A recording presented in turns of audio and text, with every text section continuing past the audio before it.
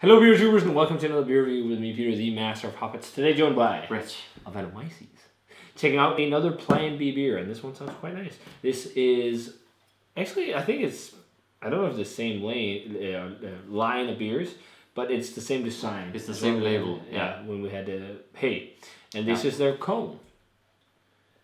Another farmhouse ale, or in this case, they say a wild ale. Sorry, a blended New York wild ale aged on oak on. It doesn't say an ABV. What? It doesn't say. That's so weird. Does it say online? Yeah, I'm not sure which vintage it is. Yeah, but it doesn't even have around 5 to 6%. Okay. So that's all I know. And they say to pair this with the coldest, darkest night. Yeah. But this is like a blended wild ale aged in different barrels. It's oak. It's like they say neutral oak and whiskey and wine barrels. Right? Yeah. It's a blend. Yeah. And also I think it's a blend of maybe different base beers like wild ales. Different wild ales. Yeah, I think so.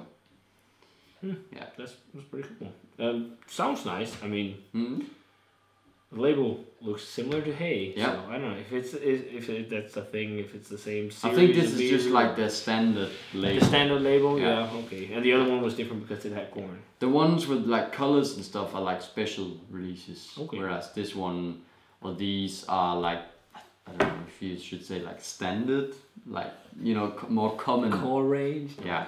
They are. Beers they release more often. Exactly. Maybe. But I mean, it looks very nice. Again, it's really hazy. This looks like this looks like a New England double IPA. Yeah. Pretty much. It looks much darker on camera, but with the light right in front of us, this is like it's like very warm orange, crazily like hazy orange copper. Yeah, it looks really dark copper on camera, but it's like really warm orange in real life. With a light, slightly beige head, like kind of like darker shade of white or something like that. But it looks nice. Let's check out the aroma. Ooh, that smells really nice. Balsamic vinegar spiciness. Pear. Pear, yes. Yeah. Strawberries. Apple. Yeah. Strawberries. Honey, yeah. The major macros on the side. Like almost green slightly green strawberries, yeah. There is an undertone of whiskey. Yeah. But it's super light. And it brings spiciness, sweetness, and vanilla. And almost, for me, cinnamon. But super fucking light. Like a lightly spicy undertone. I wouldn't per se say cinnamon. Just like a lightly spicy. For me, the connotation is cinnamon. I actually think more of like black pepper, to be honest. I think that's there as well, but for me, there's a distinct kind of spicy sweetness that reminds me of cinnamon for some reason. But it's super like soft. Yeah. Like super like generic spiciness, but I get cinnamon vibes. Yeah. Also, I think we picked out a lot of notes in very a lot of fucking random notes. No, but really nice. I actually think it's quite accurate. Plum kind of. Yeah, plummy. Yeah. There's a little bit of a dark. No, not dark fruit, but like a stone fruit, but like really it's more like plums, like a bit more fresh, not like dry. No, it's like ripe plums. Yeah. Because it's got some sweetness. It's not sourness. There's also some caramel vibes. It's like I think toffee. So. This is interesting. It's like an amalgamation of like if you did like a malty kind of, I wouldn't say barley wine, of course, but malty beer and a funky beer and a bit of like aged beer. Yeah, it's almost like you get like American strong ale or just I don't want to say vibes of goose or something. I think it has like. If you blended kind of a strong ale, maybe with a bit of like a goose or... Yeah, it's interesting though. It's quite different. I don't know if I'd say goose per se, but... I think it has notes of that. It has some funk, but some dry oakiness as well. But the big thing is like smells like there's a lot of sweetness too. Yeah. It's as with all of the beers, it's quite complex. And a slight vinegary touch. Like a slight amount of acetic acid, like kind of like balsamic. Like apple vinegar or something. Yeah, apple cider vinegar. Yeah. Maybe more so that than balsamic. But let's try it. Cheers. Cheers.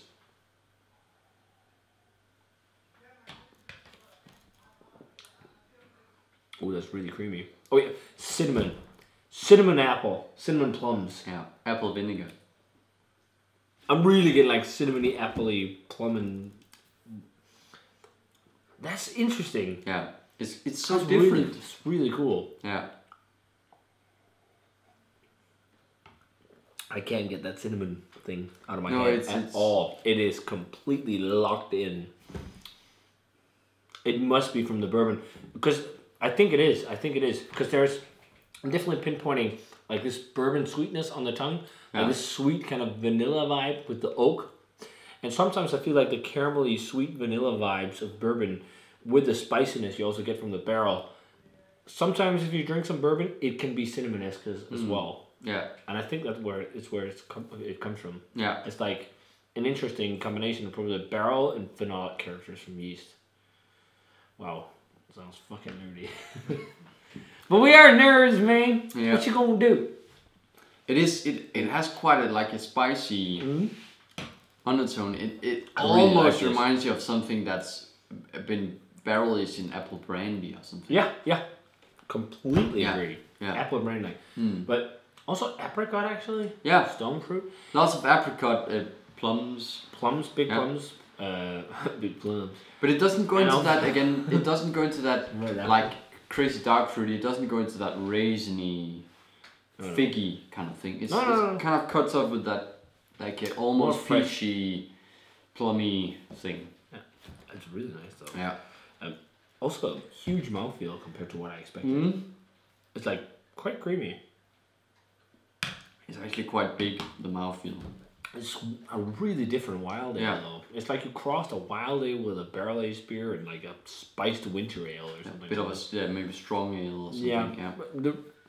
I really get connotations more so of a strong ale, or more so of a spiced kind of winter ale, winter warmer than maybe a barley wine because it has this spiced nuance of black pepper and cinnamon-esque and almost even like an allspice. But it's like fall spice to me almost. But it's so light. It's just like hints of it, which is pretty interesting. But then and the sweetness. There's even like caramel tones to this. I think so. I'm actually gonna give this a 96. I think this is fucking cool. I just and just having an experience that's like quite different from what I've had in a long time is super refreshing. Yeah. And then not just because it's different, but also it's very complex and deep. And it works. Yeah. Yeah, I think I agree with you actually. I'd be like, I used to give this a 4.5 on Untappd. I think this is a fucking cool wild ale because it's just bringing so many new things to the table that you don't necessarily associate with the style, but they make it work, which is the big thing. It's almost like when we had Aslan's. It's completely different beer. But when we had Rich Girl, it's like, these flavors shouldn't work, but they fucking work. What's fucking craft and art? Yeah, it is. When you can think out something, it's kind of the same with this beer as that one. You kind of sense they knew what they wanted to accomplish. They had in mind what do you want to do with this beer, and they've just done that. Yeah.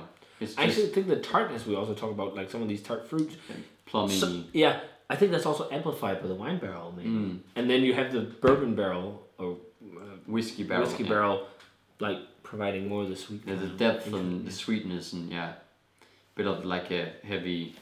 But I think this is fucking good. Yeah. Yeah, well, I think I agree with you. It's so different and it's just so refreshing to have something that's original. Unique. Yeah, it's so unique. And not just unique but to be not unique, but really good. You want to drink not just unique to be unique, but really good. Yeah, I agree. So if you guys, can you still get this? I actually think so at kiosk, but only at kiosk. Yeah, kiosk. Because actually, what we haven't talked about is the Plan B. From what I've heard, you can only, or mostly, just only buy the beer through the membership. So the only beer from Plan B that is in like a distribution is the barn beer, but all these releases are actually some beers that you can only buy if you're a member of the brewery. Okay. So that's quite unique that we. But you can buy it in Denmark. Yes. So you can buy it at kiosk if you want to, but that's probably I'll the put only kiosk's link down in the bottom of the video. Cool dudes. They know a lot about beer and they distribute a lot of fucking great beer. So check them out. If they still have this on the web shop, you better pick some up because it's fucking delicious. And again, unique. But it's not unique just to be unique. So if you guys had a chance to try Plan B's Farm Brewery's Comb already, which I'd imagine is the freshest vintage. Yeah, I think this is the latest. Yeah. But if you had a chance to try this one, let us know what you thought of it, guys. If you have a recommendation from these guys, let us know. And as always, remember to comment, subscribe. Check out the Facebook fan page and Twitter and Instagram. Give this video a thumbs up if you enjoyed it. And we're going to say cheers. Cheers. And see you guys in the video.